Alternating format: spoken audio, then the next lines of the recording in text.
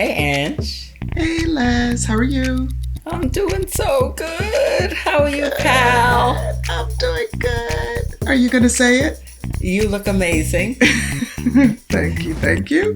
Is that what you wanted me to say? No. No. Is that what you were fishing for?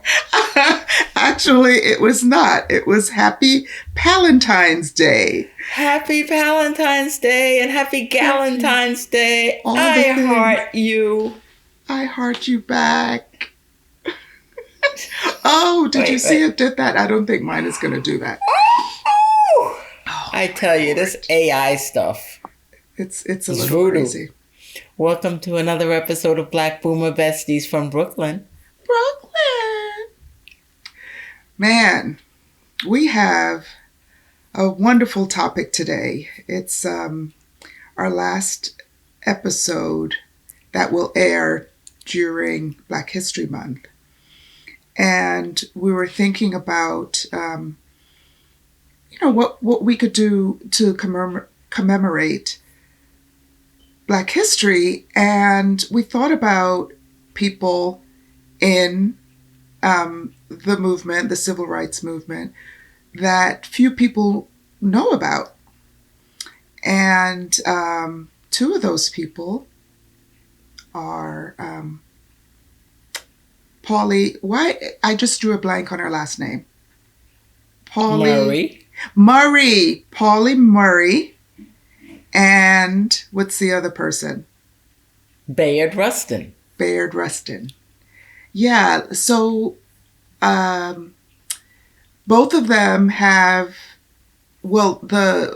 Pauli Murray there's a documentary about her life, and much of it is in her voice because she recorded her memoir, an audio recording, and also written, I think. And the other one is a movie. It's not a documentary, but both of them really illuminating. And we wanted to talk about some of what they have given to America, to everyone in America, and Black people in America. And they are both LGBTQIA in that community, and we wanted to give a shout out for that too, because representation matters. It matters for Black folks, it matters for queer folks, and it matters to us. And so we did want to kind of talk about that aspect of their lives too, and how it affected their work. So what I'll also say is that I believe you just mentioned that it is still Black History Month, and we all are Black history. And in this episode, in this case, we wanted to talk about people who may not have been household names or may not be known. That doesn't mean their accomplishments are not known. But it's also a time for us to appreciate and say their names. Yes, absolutely. So the documentary that we'll reference about Pauli Murray is My Name is Pauli Murray. That's airing now on Prime Video, I believe it is, Amazon Prime. And Bayard Rustin's the movie about him starring Coleman Domingo. An excellent, amazing portrayal of this civil rights figure that we don't hear much about. His movie, Rustin, is airing now on Netflix. So we encourage you to not only check out both those movies, but if you have seen those movies already, or if you want to, why don't you like us and leave a comment and let us know what you think about it, so maybe we can start some type of dialogue about it. But both of these are fascinating features that we'd certainly recommend So let's Yeah. get into it. So I found out about Pauli Murray maybe a year ago, and I think it was in the context of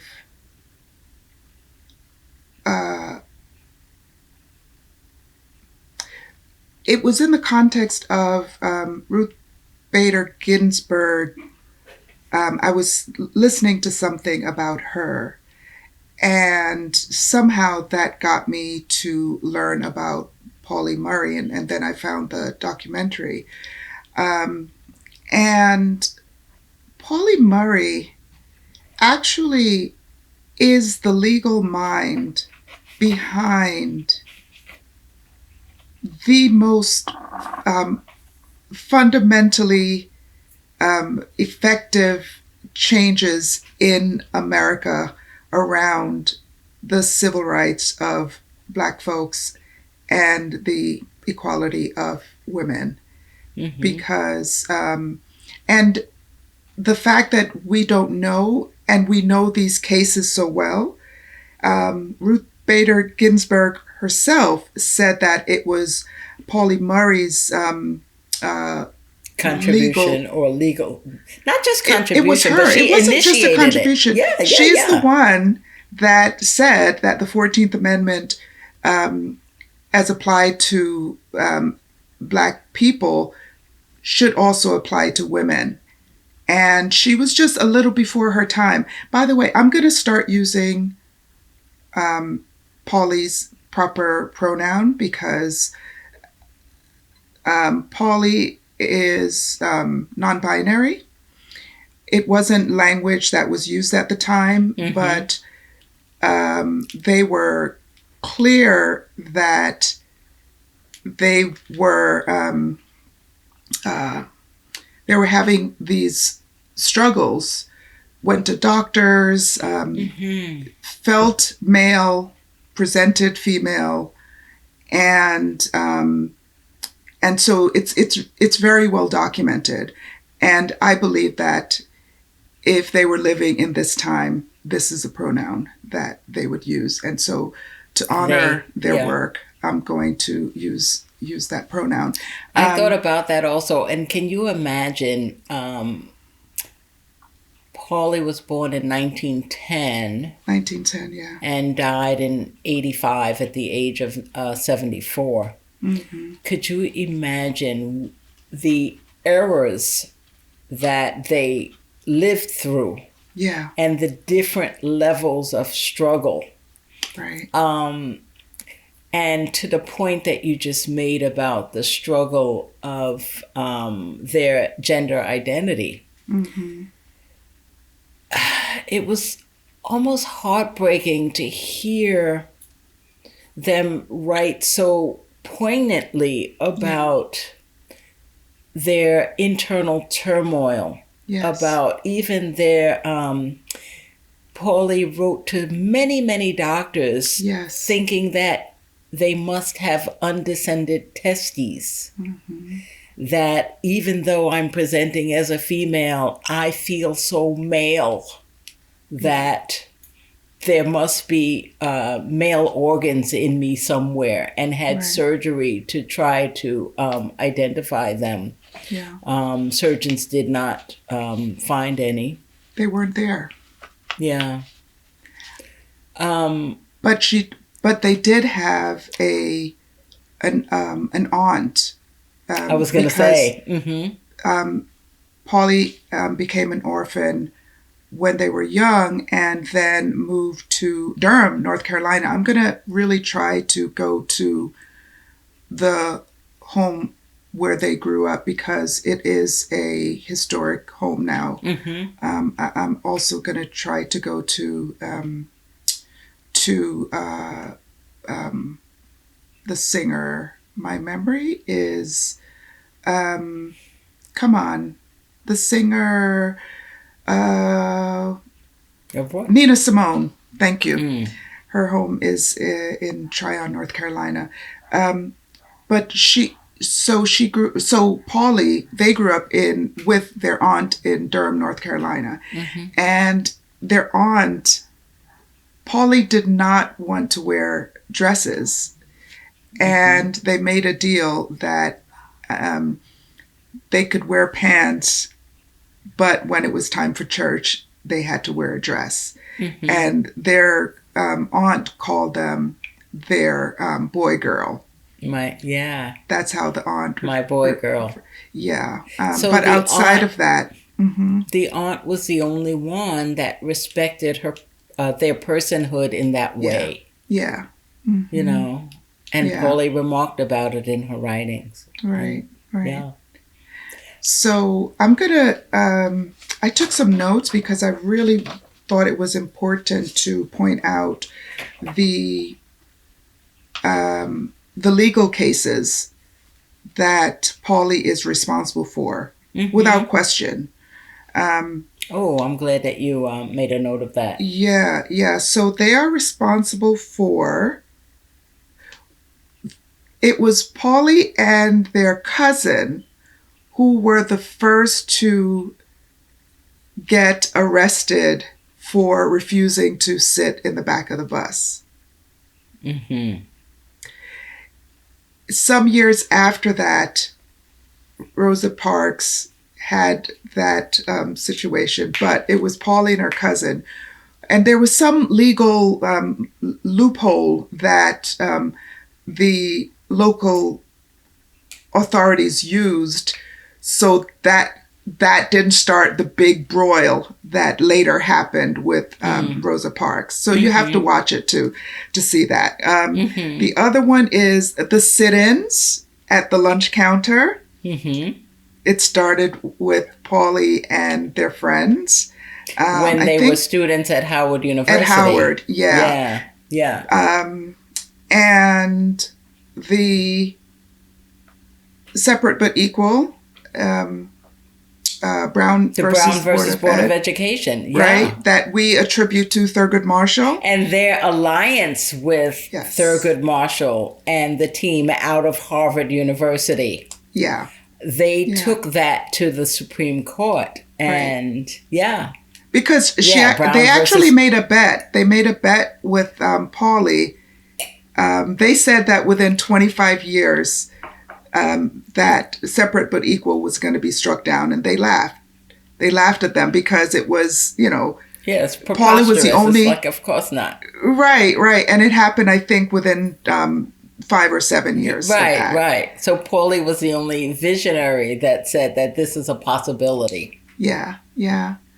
And the last one that I wrote down was the women's rights. Yes. Based on the 14th Amendment. And that was 6 years before the case was argued by RBG. And in the writing of that case, she did attribute the legal arguments to Pauli Murray. Mm-hmm. So, for all these reasons... But don't forget, posthumously. Yes. The recent one, I believe it's for LGBT unions. The Supreme Court decision. That's right. Was built upon the work that Pauli Murray started. Right. Absolutely. And, I feel like so many layers. I know. I don't want to say too much about it because we really want to encourage you to learn about this amazing human being and what they did for the cause of Black people and women in America. And unfortunately, their gender, it wasn't something that was public. It wasn't something that was spoken about. Mm-hmm. They were obviously in turmoil trying to understand what who they were and what was going on. So I'm going to have to stop it there, Les, because I want to talk about they were also the first Black woman to be ordained as an Episcopalian. But see, that's what I was going to say. They had this whole life. And Yeah. what really was the catalyst was that when Pauli Murray didn't see circumstances the way that they thought that they should be, you know, as I'm blocking now the name. It'll come to me. But Okay. when they didn't, Don't get like me. Don't yeah, get like I know. me. It seems to be. It has to be one of us. One of us needs to have a good memory. Oh my gosh. But what Pauli did when they didn't see things the way they should, they stepped up and made it happen. Every time. Pauli Murray, as a child, was a poet. Mm-hmm. And they wrote this beautiful poetry and was a lover of reading and books and writing. But when they saw that the circumstances and the civil rights were not the way that they wanted them to be, they said, how best can I effect change in this way? They went to law school. Yeah. They didn't grow up thinking that law was for them or what have you, but they went to law school. Yeah, it was what do I have to do to make this different? Exactly. And it wasn't a matter of, I would say it a little differently, Les, that it wasn't they didn't think that it was the way that they wanted it to be. They saw the criminality of it, they grew up at a time where lynchings were common. You know what I mean? And they felt the pressure of just walking around with the color of their skin being just completely dishonored. And so, and I think living in North Carolina and growing up in North Carolina, seeing the lynchings and the jailing and the terrible mistreatment made them say that there must be some way that I can affect change. Yeah. You know, the late, great Joe Madison, the journalist and radio talk show host, what would he always say? What are you going to do about it? What are you going to do about it? What are you going to do? And I could certainly hear that in the back of Pauli's head saying, like, well, what am I going to do about it? Yeah, yeah. I want to just, so Pauli was a poet. Mm-hmm. They were an attorney, a lawyer. Yep. When they didn't see change, again, as a middle-aged person, they went to the seminary and said then, as a believer all their life, then God must have a solution for these problems. Yeah. And then they became an Episcopal priest. In fact, the first Black female Episcopal priest in the country. Mm-hmm. Yeah. Why don't we know about this person? And their family thought they were crazy because it was maybe in their 60s, I think.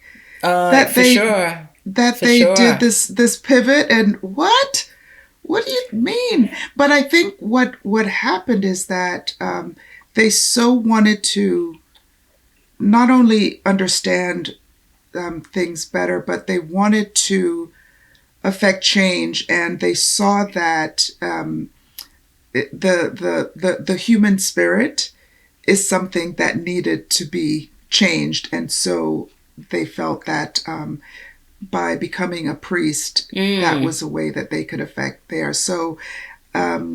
Please. Like this is a case for the Lord. Yeah, yeah. And I again, how can I be a vessel, right? As they did for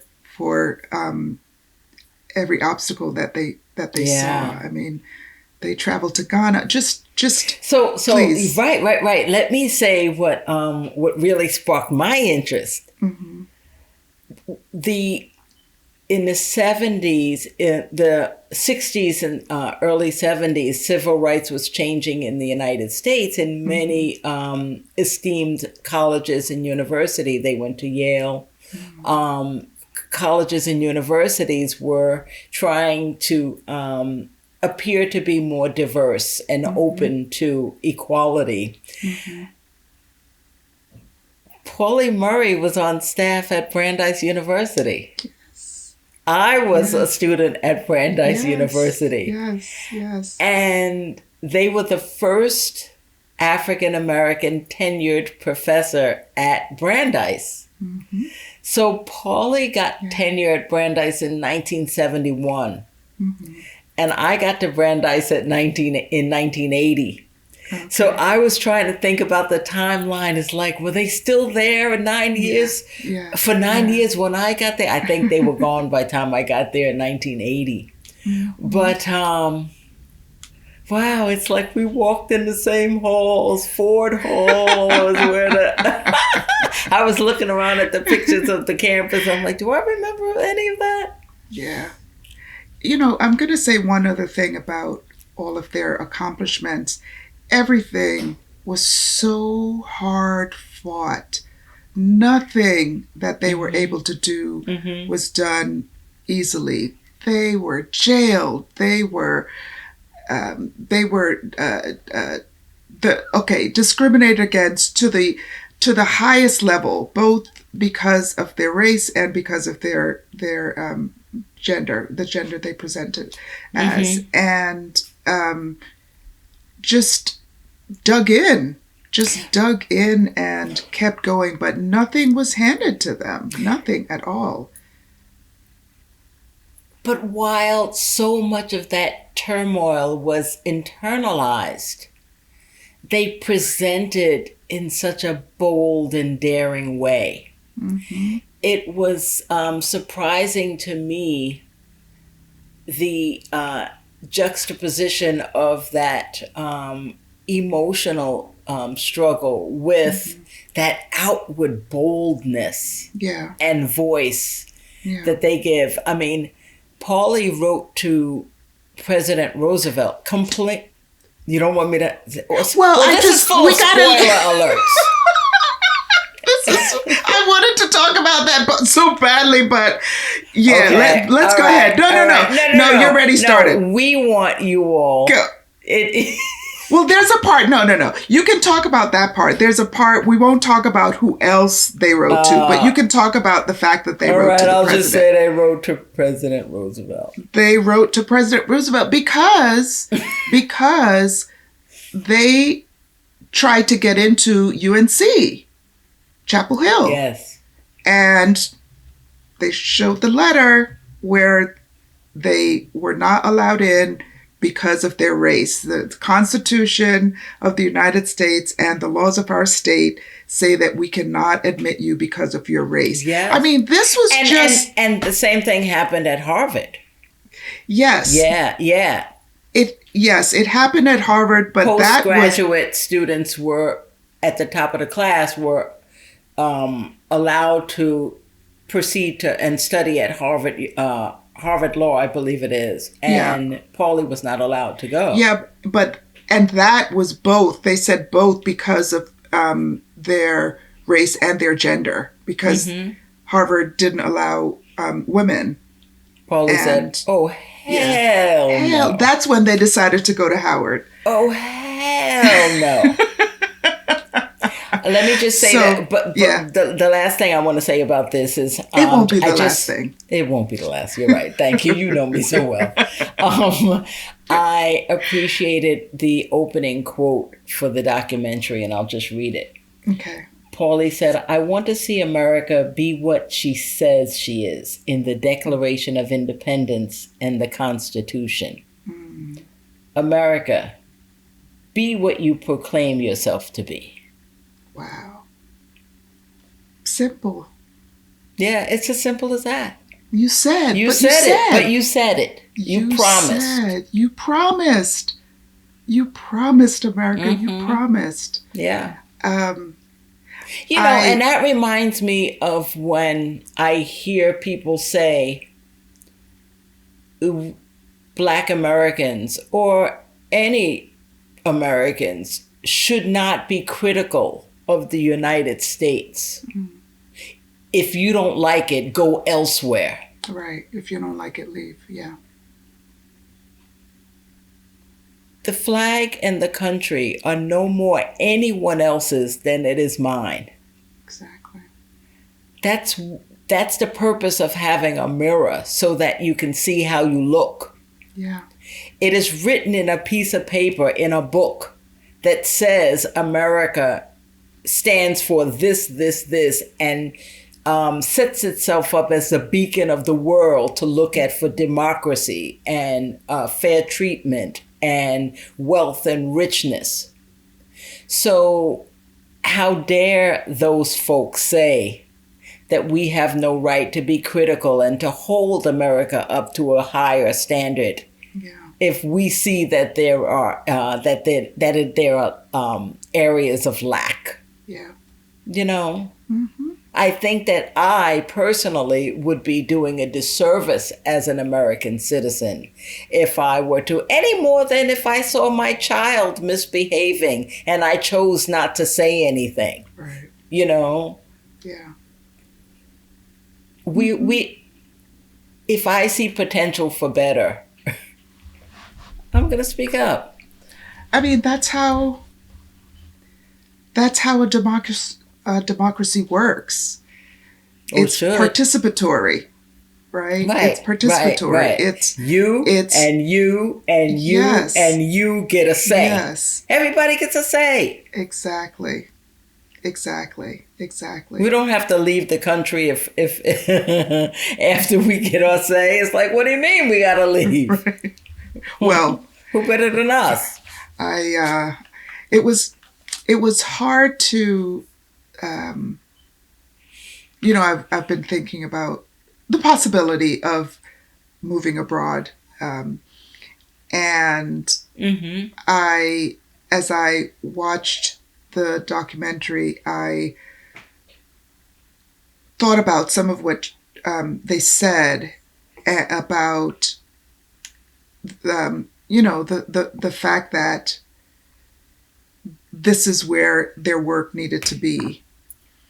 And I know that that's a hard thing, especially for African Americans to, it's sometimes a reason why they don't leave America, because well, my foreparents fought blood, sweat, and tears for this country. I'm gonna stay here, but then there's this pressure of living here, and as an individual, is that what you're holding on to, or are you holding on to finding peace and joy and another way of living where you don't have this day-to-day pressure of racialized pressure of living in America? I don't know the answer. I'm just saying that is a dilemma, I think, because it's almost like you're giving up on what your ancestors fought for. But then on the other hand, what was promised to us. Yeah. And what was promised to us in the Constitution, what's promised to us, you know what I mean? It's like, yeah.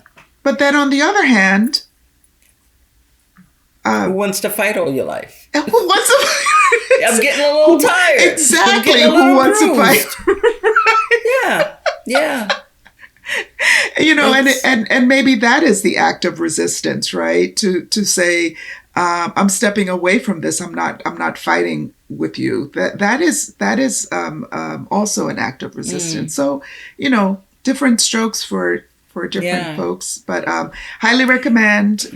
For sure. That movie. Could you say the full name again, Les?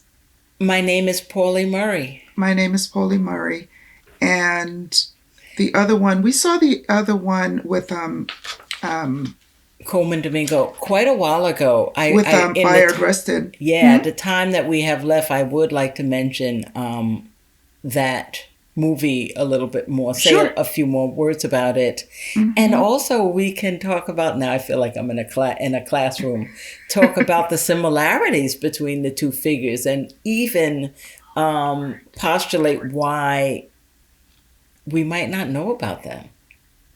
And my light went out. I got a little darker. Yeah, me too.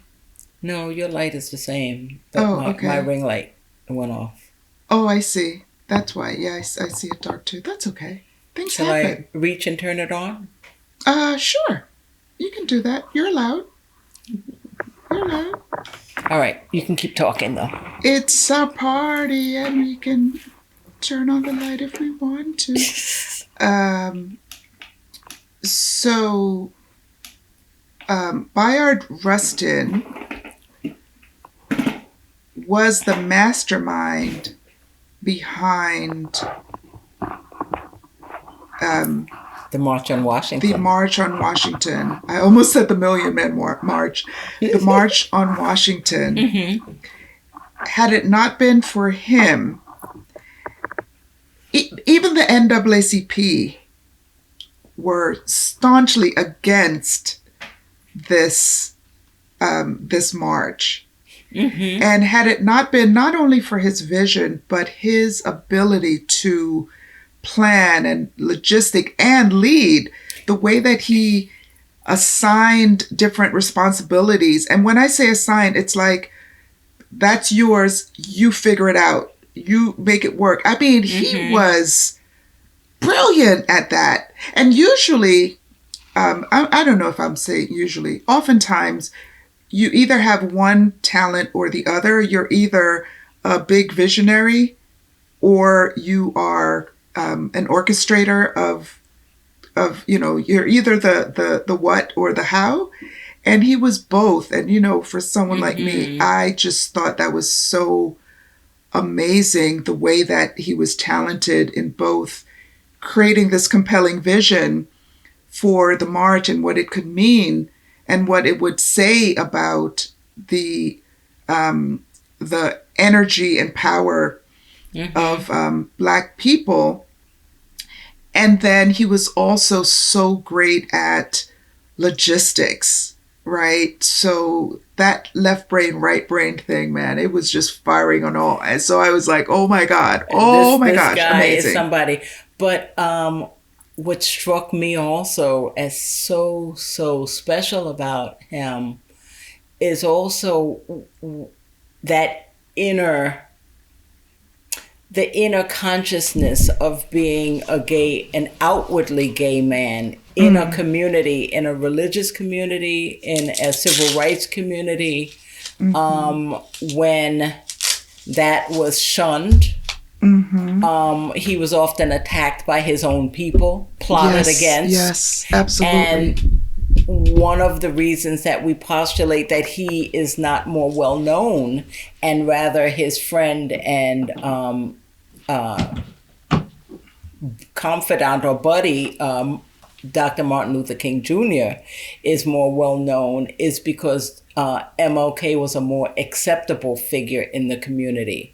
Yeah. Being a married heterosexual man, a man of the cloth, et cetera, et cetera. Yeah. But Martin Luther King Jr. got so many of his ideas. In fact, MLK's nonviolent stance was introduced by Bayard Rustin. Les, I'm going to ask people to check on that, because some of what I saw in Pauli Murray was that. And for a few of these things that we attribute to a certain individual, Pauli Murray was the first, because they talked about nonviolent action too, and I think this was even before Rustin did. It was early I don't recall that specifically. It was early in the documentary, and it was around the when they arrested them for not sitting in the back of the bus because the seat was broken, and they were in this infested jail cell. This was their first time coming down south to visit, and so but anyway, I think that's where it started. You mean the nonviolence? The nonviolent, when they decided to fight against that. So you got to watch then. You got to watch to see who's right. Was it Pauli Murray? Was it Bayard Rustin? Who? One of them did it. Okay, you gotta all right. Get back but to us, let us know. and again, that would be good if you put it in the comments, and then we can like respond to it and have a little debate going, because we like to debate. I like a good fight. I like a good fight. All Any right. other comments about that? Did you guys like this little review, or did you know anything about Pauli Murray or Bayard Rustin, or I thought it was pretty amazing. Yeah. Thanks for putting me on to Pauli Murray. I knew about the Rustin movie, but Pauli Murray I did not know about, and I think I tell you, I think I'm a better person because I know about it. Yeah. I learned a lot. The same way. Anyway. All right. I'm glad that I didn't give up any more spoiler alerts. Like, you kind of like stopped it right there. You're like, I had to. Anyway, there's so much more. There's so much more than what we talked about. And yeah. All right. We're going to get the people watching. So thank you for tuning in to another episode of Black Boomer Besties from Brooklyn.